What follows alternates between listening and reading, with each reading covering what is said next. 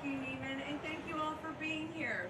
Another very, very special and just the best announcement that the City of Corpus Christi loves to host. So I'm Mayor Paulette Guajardo, as was mentioned. I want to thank you all for taking the time to be here. Today truly marks another milestone in the history of the City of Corpus Christi. We're here to celebrate the completed project behind me of the construction of Ayers Street from South Padre Island Drive to Galahar Road. So first I'd like to recognize our elected officials that are with us today. We have at-large council member John Martinez. John Martinez, thank you. We have at-large councilman Mike Pusley. Thank you, Mike, for being with us today. And our council District 3, Councilman Roland Barrera. Thank you, Councilman Barrera, for being here. So Ayers Street has been a lifeblood of business and commerce in the community. Through the years, it has vaulted our economy with both established and new emerging small businesses. This reconstruction project entailed an extensive planning process, working directly with our Ayers Street businesses and our stakeholders. The much needed improvements include sidewalks on both sides of the road to provide pedestrians and bike riders with a safe route to and from their destinations. Other important benefits include a center turn lane that you can see behind me, or to the left of me, that will alleviate traffic concerns. And residents can now make their turns safely, especially during rush hour. The city's also added new ADA compliant sidewalks and curb ramps. All of these new features will enhance public safety and accessibility. So today's event is an important city milestone that will allow businesses along Ayers to expand and provide greater opportunity for jobs as well as for quality of life. Fixing our streets is my top priority. Our city council understands that we have major road construction and work and repair ahead of us, and we vow to you that we will continue this progress moving forward. Repairing major roads is important to our economy, and repairing Ayers Road or Ayers Street is important to this community. So, well, as I like to say and end, it is a new day in Corpus Christi, and we've only just begun. Thank you. And with that, I will introduce to you our city manager, Peter Zanoni. Okay. Yes, sorry. Okay. I'm going to get that down. Yeah. Great. Thank you, Mayor. So the mayor did a good job describing the roadway behind us, and Councilman Barrera knows, but I think a lot of us know this. It did not look like this before, right? That center turn lane that the mayor mentioned was not there. The sidewalks were not there. The nice surface was not there, right? I'm not sure what was there, Councilman. A disaster is what was there. It was an older road that had 4 lanes, 2 in each direction, no center turn lane. And the reason we had the project on the bond program was for pedestrian accessibility. The pedestrians literally walked in the grass, or there was a drainage culvert of sorts, and they had to step down from the road and walk into the ditches, literally, to get from this stretch of the road. So this is a significant upgrade. We are celebrating a lot of street reconstruction, but generally it's taking what was there and improving it. It looked pretty much the same in terms of traffic pattern and sidewalks, but this is a complete redo. Very good project, almost $12 million. But before I continue, I did want to introduce the person and team that made it happen, and that would be our design firm, Lockwood, Andrews & Noonan, Scott Harris, and Sinar Mata here. Where are y'all at? There you go, Scott, okay.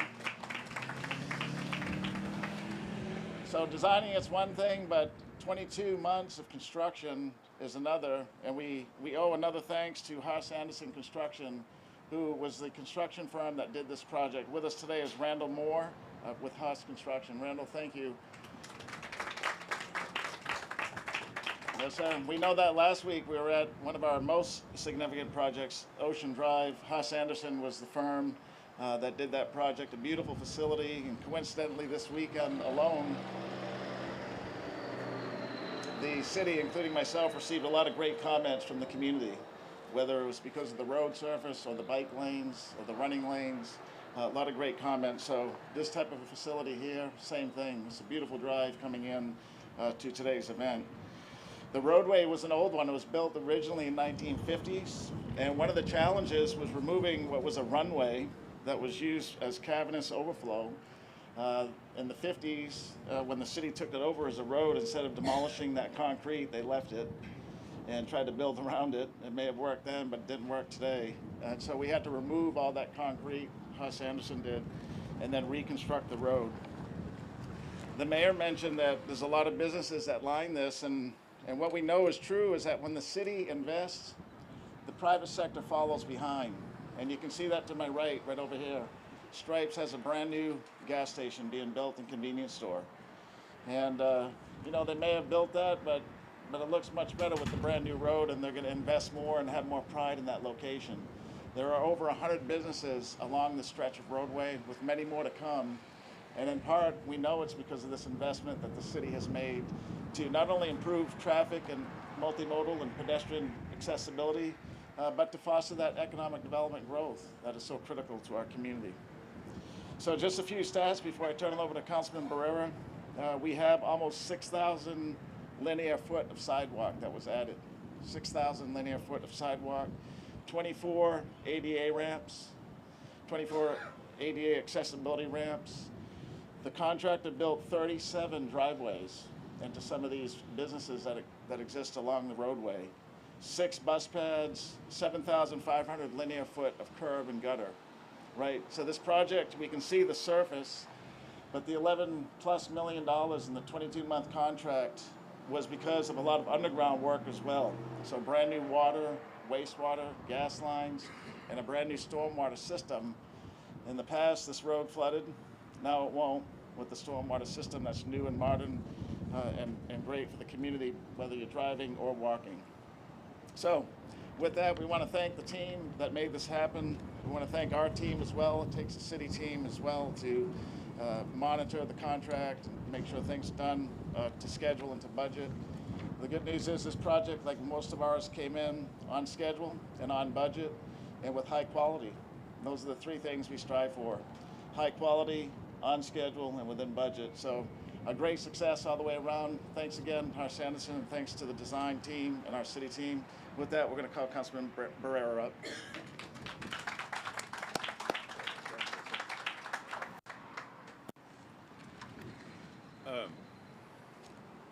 You know, here once again, my pages are blank.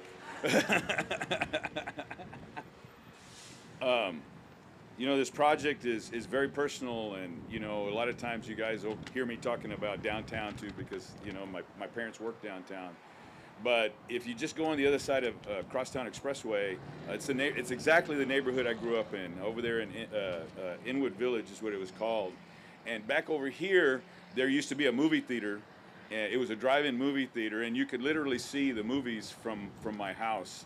And so I've obviously had a lot of history here going back 50+ years. You know, and over here, there used to be, where the Whataburger is, there was a Pick's Drive-In. So just a ton of history, and when I got elected, this project was, I guess, it was thought about 8 years prior to that, because it was one council member and then another, the prior council member is the other, and all her idea is just to put in sidewalks. And, you know, staff at that time was trying to figure out a way to make it happen. It went through a bond election, you know, and at that time, it's like, you know, sometimes you get fortunate as a district councilman to carrying the ball across the 1-yard line.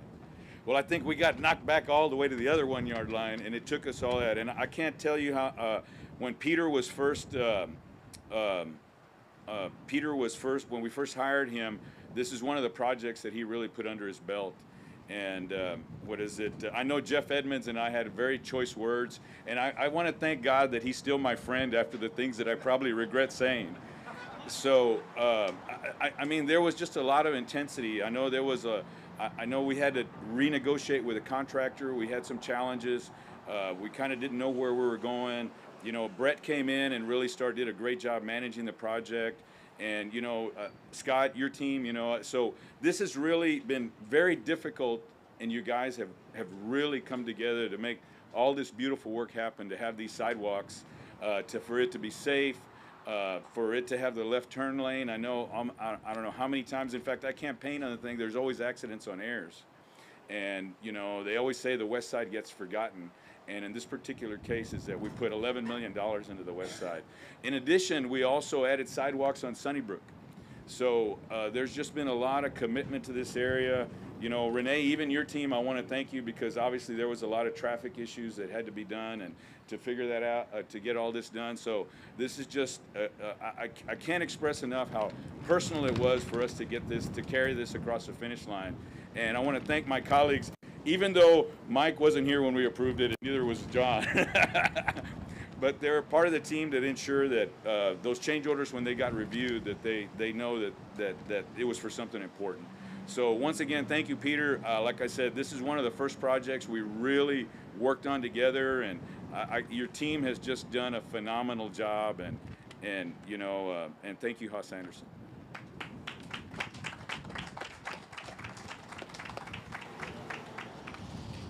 Thank you, Councilman. You're right. 3 years ago in May, when City Council appointed me, this is one of the first projects we worked on. And it was difficult, but let me just get this here. We knew we could get it done, and we did, for the councilman and for the community. So great success all the way around. Thank you for your support. We are going to do the ribbon cutting now. You can see the extreme breeze. We have the ribbon behind me, but I just want to add one more point, not really related to this, but related to the weather. So our extreme temperatures and the wind help to, unfortunately, evaporate our water quicker than normal, right? In fact, we are back into a drought stage in this area, and the City Council, as policy setters and makers, are going to talk more about this to the community. Our combined water levels today are at 43% at Lake Corpus Christi and Choke Canyon. At 40% is when we trigger phase 1 restrictions, and that's going to come sooner than that 43%. We're going to start talking about it next week, in fact. So be mindful of water use. We have a conservation plan that you can find on our website. We encourage you to visit that conservation plan. We really need to start cutting back now. I saw a lot of water use over this weekend that's not consistent with the conservation plan, things like watering your lawn at 11 and washing your vehicle. So we need to be mindful of that. We are in extreme drought. The National Weather Service predicts more of the same, which is more heat and no rain. So we have to all do our part. And again, thought this would be a good opportunity to talk about it this morning. But more information coming from me and the mayor and council starting next week. So with that, let's do our ribbon cutting, which is right behind us over here. Oh, there we go. They got it. Okay.